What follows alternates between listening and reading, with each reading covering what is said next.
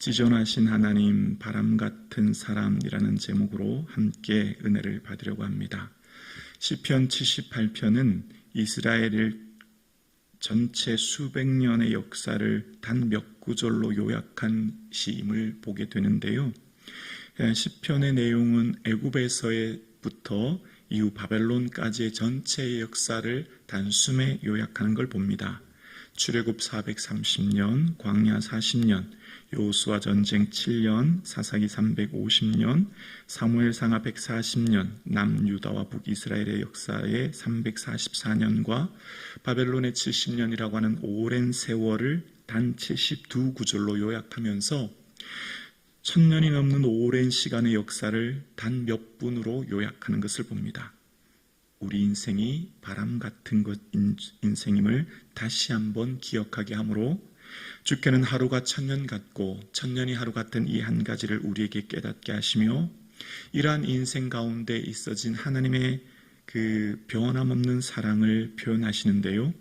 시편 78편에는 그러나의 두 가지 용례가 소개됩니다.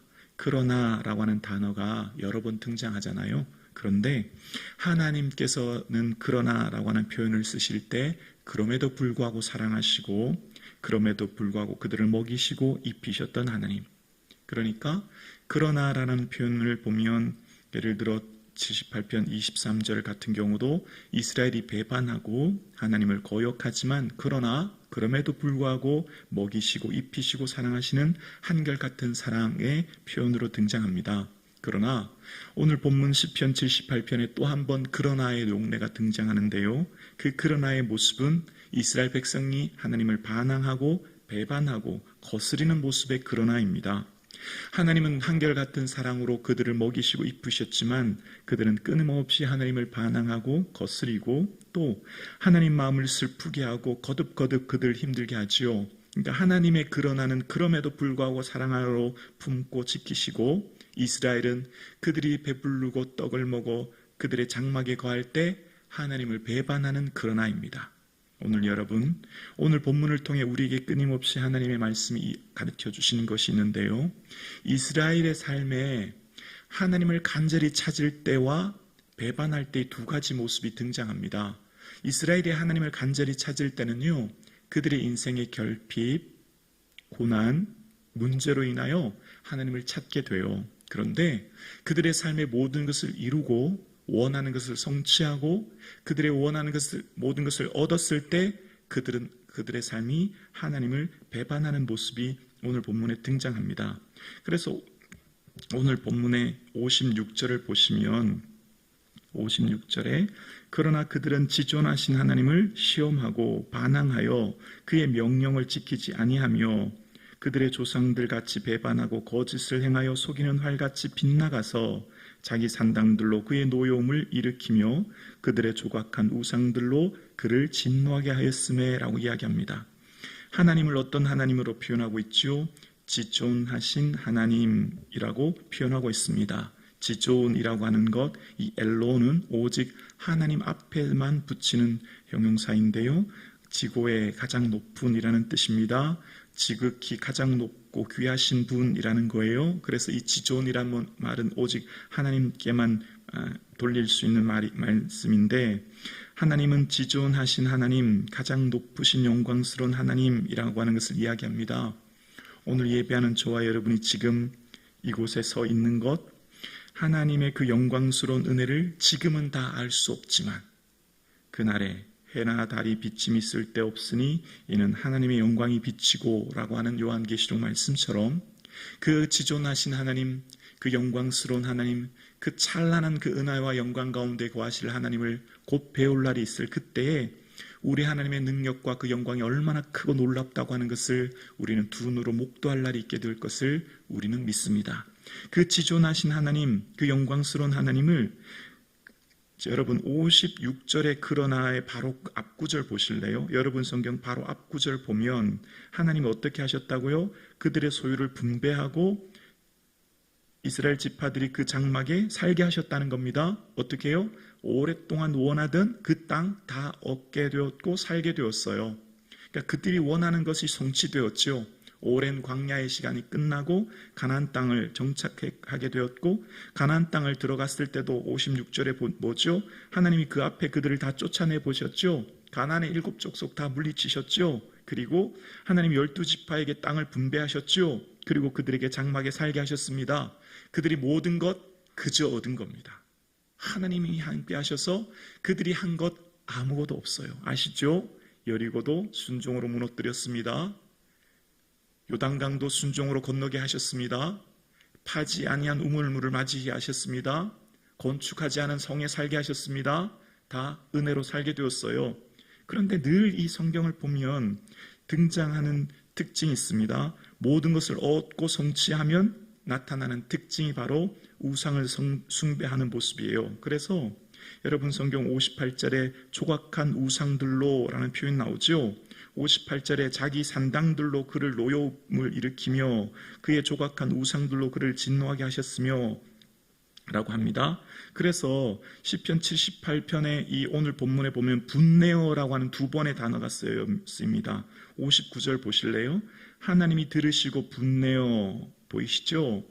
자, 왜 분내셨죠? 우상 때문에 그랬죠? 우상 때문에 그들이 산당을 세우고 우상을 세웠기 때문에 분내하셨습니다. 두 번째 분내는 단어가 62절에 나와요. 62절 보실래요? 그가 그의 소유 때문에 분내어라고 하십니다. 자, 그러면 동급의 분을 내는 게 나와요. 두 번의 분을 내는 시는데 그 두 번의 분이 한 번은 우상 숭배고 하나는 뭐라고요? 소유 때문이라는 겁니다. 바꿔 말하면 그들의 소유가 그들의 우상이 되었어요. 아무것도 없을 때는, 소유한 게 아무것도 없을 때는, 아니 소유할 수조차 없을 때는 하나님을 간절히 찾고 구하고 하나님 도와주세요. 하나님 함께 해주세요. 광야에서 먹이지 아니하시면 먹지 못하고 마시지 않으면 먹을 수 없는 상황 가운데서는 그토록 하나님 찾더니 그들이 원하는 그 땅을 분배받게 하시고 그 원하는 장막에 살게 하시고 그랬더니 배불렀더니 하나님을 잊고 우상을 섬기는데 그 우상이 곧 그들의 소유가 그들의 우상이 되는 겁니다. 그들의 축복이 그들에게 오히려 화가 됐던 것을 보게 돼요. 끊임없이 성경은 우리에게 이야기합니다. 이스라엘이 하나님을 배반할 때의 특징은요, 결핍의 상황엔 절대 하나님 배반하지 않아요. 거스리지 않아요. 언제죠? 풍요로울 때입니다. 모든 것을 갖추었을 때요. 바꿔나 말하면 소유가 그들의 우상이 됩니다.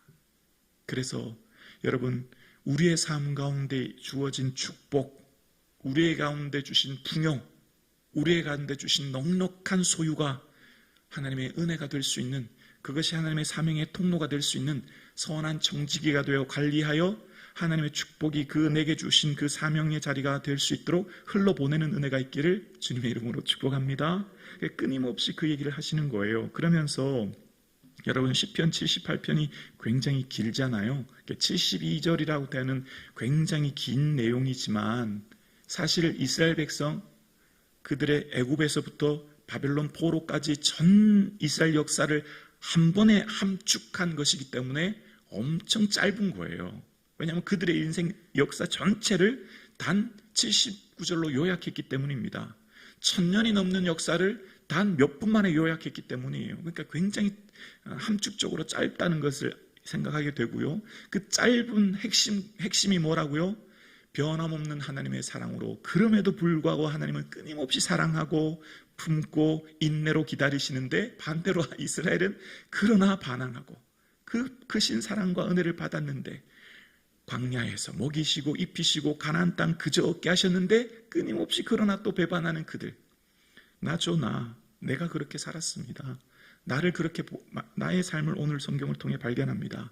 자, 그러면서 하나님은 하나님의 그 역사를 이루어 가실 때에 하나님이 하시는 방법은 하나님의 사람을 택하여 그의 일을 하게 하십니다. 오늘 본문은 이스라엘 백성들 전체를 이스라엘 혹은 유다라고 하는 한 단어로 이스라엘 백성 전체를 대표하여 얘기하면서 하나님께서 이제 시편 78편을 마치는 부분에 보면, 여러분 시편을 보면 항상 깨닫는 게 있죠.